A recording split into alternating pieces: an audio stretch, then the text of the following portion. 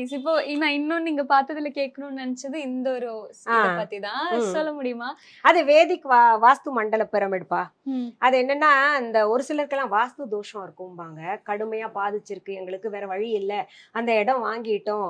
புடிச்சது, கம்மி ரேட்டுக்கு வந்ததுன்னு வாங்கிட்டோம் அப்படின்னு சொல்லிட்டு இருக்காங்கன்னு வைங்களேன். இது வந்து வேத காலத்துல செய்யப்பட்டது. அது உள்ள பார்த்தீங்கன்னா லெட்டர்ஸ் இருக்கும் ஒவ்வொன்லயும். இங்க பாருங்க. ஓகே. உள்ளர ஓ!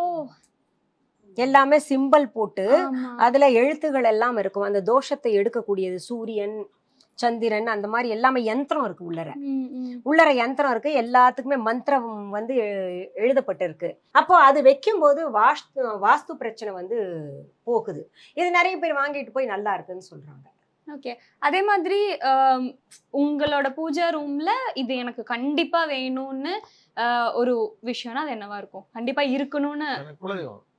கட்டாயம் குலதெய்வம் இருக்கணுமா? யார வச்சுக்கிறாங்களோ இல்லையோ, பளிச்சுன்னு சொல்லிட்டாரு பாருங்க. யோசிக்கவே இல்ல. அதாவது யார் இருக்காங்களோ இல்லையோ குலதெய்வம் கட்டாயம் இருக்கணும். இருக்கணும். சூப்பர். அப்புறம் தான் மத்ததெல்லாம்.